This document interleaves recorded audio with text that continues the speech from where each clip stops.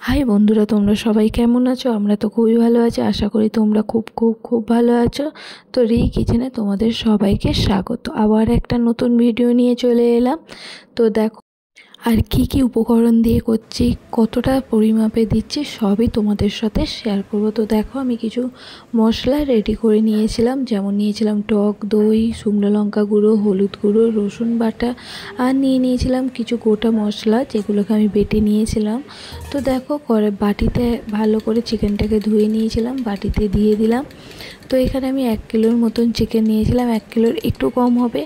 আর নিয়ে নিলাম 1 বাটি টক দই, যেটাকে আমি খুব সুন্দর করে ফেটিয়ে নেবো। না ফেটালে কী হবে, দইটার মধ্যে যে লাম্পসগুলো থাকবে সেইগুলো চিকেনে গেলে একদম ভালো রান্না হবে না।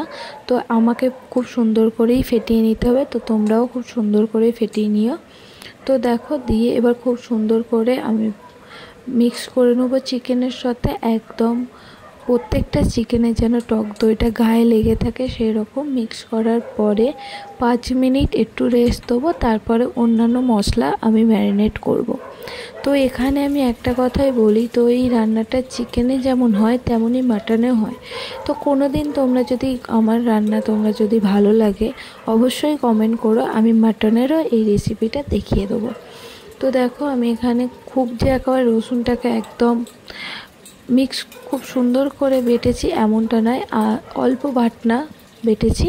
তো দেখো, সেটাই আমি দিয়ে দিলাম রসুনটাকে। এখানে আমি 2টো মতন মিডিয়াম সাইজের রসুন নিয়েছিলাম, যেটাকে আমি খুব হালকা বেটে দিলাম। ঠিক তেমনই আমি এখানে নিয়েছিলাম গোটা জিরে, গোটা ধনে, 2-3টে এলাচ আর একটু দারচিনি ভালো করে বেটে নিয়েছিলাম। ওই আধা বাটার মতন বেটে নিয়েছিলাম।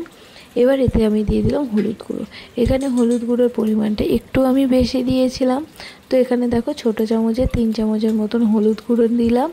আর শুকনো লঙ্কা গুঁড়ো, এটা তোমরা স্বাদ অনুসারেই দেবে। আমরা যেহেতু ঝালটা একটু পছন্দ করি, তাই শুকনো লঙ্কার গুঁড়ো আমি এখানে 1.5 চামচের মতন দিলাম। ওই ধরতে গেলে 1.5 চামচই হবে।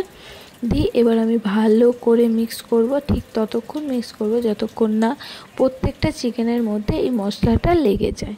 লেগে গিয়ে আমি বেশ কিছুক্ষণ ধরেই করব। তো আমি ম্যারিনেট করে তোমাদের সামনে আসছি। তো দেখো, ম্যারিনেট প্রায় হয়েই গেছে। ঠিক এইরকমভাবে ম্যারিনেট করে রাখতে হবে। এবার আমি চাপা দিয়ে রেখে দেবো বেশ কিছুক্ষণ। ততক্ষণে আমি আমার মশলার সমস্ত জিনিসগুলো তৈরি করে নিই। তো এখানে আমি নিয়েছিলাম আলু, নিয়েছিলাম রসুন, নিয়েছিলাম আর টমেটো নিয়েছিলাম। তো দেখো, এগুলোকে খুব সুন্দর করে কেটে নিলাম। সেটা তোমাদের সাথে শেয়ার করিনি, তোমরা যদি চাও বলবে, আমি সেটাও শেয়ার করে দেবো। তো দেখো, কড়াইতে আমি সর্ষের তেল নিয়েছিলাম, তাতে দিয়ে দিলাম 1 চামচের মতন নুন আর আন্দাজ মতন হলুদ। তোমরা 1 চামচের মতনই হলুদ দেবে। যত পরিমাণে তোমরা আলু দেবে ঠিক সেই পরিমাণে হলুদটা দেবে। তো দেখো, আমার হলুদের পরিমাণ একটু বেশি দিয়েছিলাম, 1.5 চামচের মতন। তো দিয়ে এতে আমি একটু শুকনো লঙ্কা গুঁড়োও দেবো। তোমরা চাইলে দিতে পারো, না চাইলে নাও দিতে পারো, এটা কোনো ব্যাপার না। তো এখানে আমি কি করব, এখানে আমি আলুগুলো ভাজবো। তো এই চিকেনে আলুটা আগে ভেজে নিতে হয়, বা মানে কড়াইতেই ভেজে নিতে হয়। তো চিকেনের সাথে দিলে হবে না, এটাকে আগে লাল লাল করে ভেজে নিতে হবে। তো আমি কি রান্না করছি তোমাদের তো বলাই হলো না। তো আমি রান্না করছি দই চিকেন। তো দই চিকেন করার জন্য কি কি লাগছে সেটা তো বললাম, কিভাবে করতে হবে। তো আমি চিকেনটাকে তো ম্যারিনেট করে রেখেছিলাম। তো দেখো, আমি ভালো করে কড়াইটা নাড়িয়ে নিলাম। এবার এখানে আমি সমস্ত আলুগুলো দিয়ে দেবো। তো আলুগুলো দিয়ে খুব সুন্দর করে ভেজে নেবো। ভাজাটা তোমাদের সাথে দেখালাম না, ভাজো তো সবাই ভাজা পারো। যদি তোমাদের অসুবিধা হয় তো কমেন্ট করে জানাতে পারো, তো আমি সেটাও বলে দেবো। ততক্ষণ ভাজবে যতক্ষণ আলুটা 80% মতো সেদ্ধ হয়ে যায়, একদম লালচে হয়ে যাবে, ঠিক ততক্ষণ ভাজবে। এই সময় আলুটা দিয়ে গ্যাসটা একদম লোতে দেবে, তাহলে সেদ্ধ হতে সুবিধা হবে। আর যদি জোরে দাও তাহলে কি হবে, আলুগুলো বেশি তাড়াতাড়ি পুড়ে যাবে, কিন্তু ভেতরটা সেদ্ধ হবে না। তো দেখো, আলুটা এইদিকে হোক। তো আমি কড়াইতে বেশ কিছুটা তেল নিয়েছিলাম, যেহেতু দই চিকেন করছি তাই তেলের পরিমাণটা একটু বেশি দিয়েছিলাম। তো দেখো বন্ধুরা, অনেকটাই তেল দিয়ে দিয়েছি। আর দিয়ে দিলাম তেজপাতা ছিঁড়ে।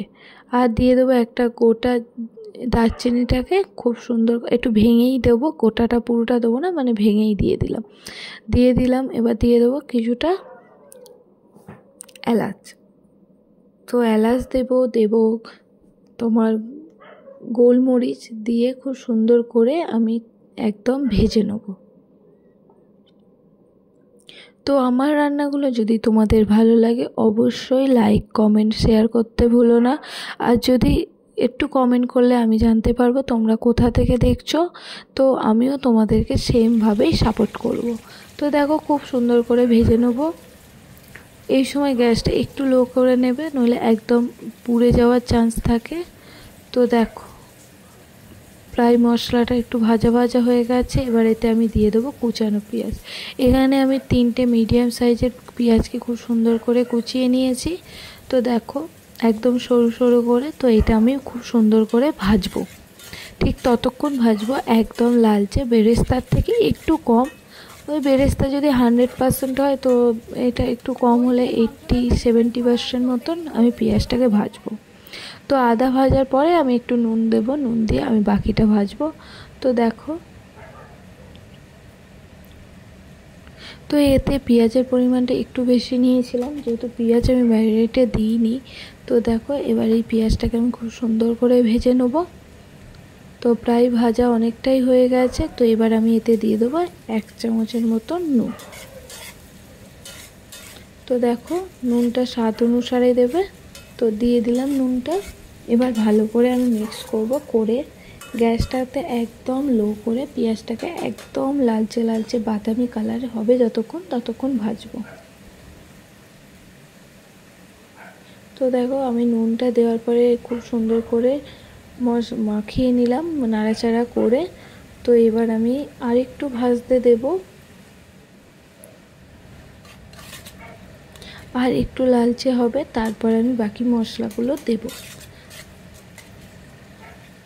বাকি মশলা বলতে আমি তো চিকেনেই ম্যারিনেট করে রেখেছি। এখানে যেগুলো দেওয়ার মতন মানে এখানে আমি দেব রসুন বাটা। ওই যেটুকুনি রসুন বাকি ছিল ওইটুকুনি রসুনটাই আমি দিয়ে দেবো।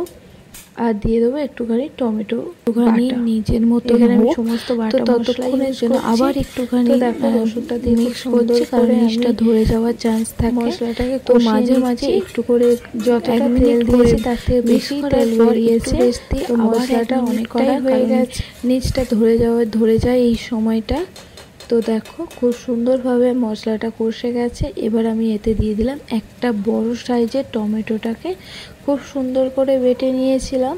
তো সেটা দিয়ে দিলাম, দিয়ে এবার খুব সুন্দর করে মিক্স করব, একদম কষিয়ে নেব যতক্ষণ না টমেটোর কাঁচা গন্ধটা একদমের জন্য চলে যাচ্ছে, ঠিক ততক্ষণই আমি এটা কষাবো। আর একদম জলটা একটু টমেটো যে জলটা আছে সেটা একটু শুকিয়ে যাবে, ঠিক ততক্ষণ আমি এটা মশলাটাকে ওইদিকে আলুগুলো সুন্দরভাবে ভাজা হয়ে গেছে। তো এবার দেখো আর একটু কষিয়ে নেব। এবার দেখো ম্যারিনেট করা চিকেনটা দেখো কি সুন্দর একটা কালার চলে এসেছে। আর একটুখানি টক দই যেহেতু দিয়েছিলাম একটু জলও বেরিয়েছে। আমি কিন্তু এই মশলাতে এখনও নুন দিইনি, মানে চিকেন ম্যারিনেটে এখনও নুন দিইনি। তো মশলাটা হয়ে গেছে। এবার এতে আমি দিয়ে দিলাম চিকেনগুলো। তো দেখো চিকেনগুলো খুব সুন্দরভাবে আমি দিয়ে দেবো, সমস্ত চিকেনগুলো দিয়ে খুব সুন্দরভাবে কষাবো। এখন কষাতে 30 মিনিটস তো টাইম লাগবে, খুব সুন্দরভাবে কষাতে গেলে এতক্ষণই টাইম লাগবে। তো আমি তো সেই রকমভাবেই কষিয়েছি, তোমরা চাইলে তোমাদের ইচ্ছে অনুসারে কষাবে। কিন্তু এইসব দই চিকেন করানোর জন্য একটু তো কষিয়ে করতে হবে, একেবারে তাড়াহুড়ো করলে একদম চলবে না। এটা খুব ধীর গতির রান্না, আস্তে আস্তে যত সুন্দরভাবে কষাবে তত চিকেনটার টেস্ট তত ভালো হবে, আর তত সুন্দর কালারও বেরোবে, আর তত সুন্দর একটা সুগন্ধও বেরোবে। তো দেখো গ্রেভিটাও দিয়ে দিলাম, চিকেনের যে ম্যারিনেট করা জিনিসটা ছিল সেটাও আমি সুন্দরভাবে দিয়ে দিলাম। তো দিয়ে এবার বেশ কিছুক্ষণ আমি এটাকে কষাবো, যতক্ষণ না চিকেনের মধ্যে যে জলটা বেরোচ্ছে সেটা একদম শুকনো হয়ে যাচ্ছে, ঠিক ততক্ষণই আমি এটাকে কষাবো। তো আমার রান্নাগুলো যদি তোমাদের ভালো লাগে অবশ্যই লাইক কমেন্ট শেয়ার করে আমার পাশে থাকবে বন্ধুরা, একটু সাবস্ক্রাইব করে দেবে। আর কোথা থেকে আমাকে এসএমএস মানে লাইক করছো, কমেন্ট করছো, একটু কমেন্টে জানাবে, তাহলে আমিও তোমাদেরকে খুব সুন্দরভাবে সাপোর্ট করব। তো দেখো খুব সুন্দরভাবে আমি মিক্স করছি, আর কি সুন্দর একটা কালার আসছে বলো। কিন্তু এখানে আমি শুকনো লঙ্কার গুঁড়োটা খুবই সীমিতই দিয়েছি, ঝালটা খুব যে একেবারে হবে এমনটা নয়, ঝাল হতে গেলে আরেকটু পরিমাণে শুকনো লঙ্কা গুঁড়ো দিতে হতো। তো দেখো এবার গ্যাসটাকে একদম লো থেকে হাইয়ের থেকে একটু কম, একদম লো নয় একদম হাই নয়, মিডিয়ামে রেখে বেশ কিছুক্ষণ কষাবো, 30 মিনিট। মাঝে মাঝে একটুখানি মাংসের নিচ তলাটা একটু করে নাড়াচাড়া করে নেবো, নইলে কী হয় নিচটা ধরে যাওয়ার প্রচুর চান্স থাকে। দেখো কি সুন্দর ফুটছে আর জলও বেরোচ্ছে খুব সুন্দরভাবে। তো আরও কষাবো, বেশ কিছুক্ষণ ধরে কষাবো। এখানে কিন্তু আমি এখনও আলুগুলো দিইনি, কারণ আলুগুলো এখন দেওয়ার দরকার নেই। আলুগুলো যেহেতু আমি 80% সেদ্ধ করে নিয়েছি, বাকিটা জল দেওয়ার সাথে সাথে সেদ্ধ হয়ে যাবে। তো দেখো কি সুন্দর একটা জল বেরোচ্ছে, আর যেহেতু দই দিয়েছি কালারটা তো একটা আলাদাই আসবে। আর চিকেনটা একটু টক একটু ঝালঝালও খেতে লাগবে। তো দেখো জলটা অনেকটাই শুকনো হয়ে গেছে, এবার এতে আমি দিয়ে দেবো আলুগুলো। তো আমি আলুগুলোকে খুব সুন্দর করে ভেজে নিয়েছিলাম, তোমরাও ঠিক এইভাবে ভেজে নেবে। তো দেখো কতটা জল বেরিয়েছে, অথচ আমি একটুও জল দিইনি। এই জলটা একটু শুকনো হয়ে গেলে আমি গরম জল দিয়ে দিলাম। তো দিয়ে বেশ কিছুক্ষণ নাড়াচাড়া করবো, তার উপর একটু মতন 1 চামচের কম একটু গরম মশলা গুঁড়ো আমি দিয়ে দিলাম। যেহেতু আমি বানানো গরম মশলাটা এখনও প্রায় শেষ হয়ে গেছে, তো কেনা গরম মশলাই দিলাম। ওইদিকে ভাতও বসিয়ে নিলাম। এইদিকে দেখো আমার দই চিকেন একদম রেডি, জলটা একদম শুকিয়ে গেছে। তো আমার রান্নাটা হয়েও গেছে। তো কেমন লাগছে একটু কমেন্ট করে জানাবে, ভালো লাগলে অবশ্যই লাইক কমেন্ট শেয়ার করে আমার পাশে থাকবে, আমিও তোমাদের পাশে এইভাবেই থাকবো। তো দেখো একটা কালারটা দেখো কতটা সুন্দর কালার এসেছে বলো তো বন্ধুরা, ভালো কিন্তু একটু কমেন্ট করে আমাকে জানাবে। আর তোমরাও একটু ঘরে ট্রাই করে দেখতে পারো, খুব ভালো লাগবে খেতে, অসাধারণ। আর খুবই অল্প মশলা, এই রান্নাটা একবার তোমরা বাড়িতে করে দেখতেই পারো, খুবই ভালো হবে, আশা করি খারাপ হবে না। একবার ঘরে ট্রাই করতেই পারো। তো রান্নাটা যদি ভালো লাগে অবশ্যই লাইক করে আমার পাশে থেকো। ধন্যবাদ।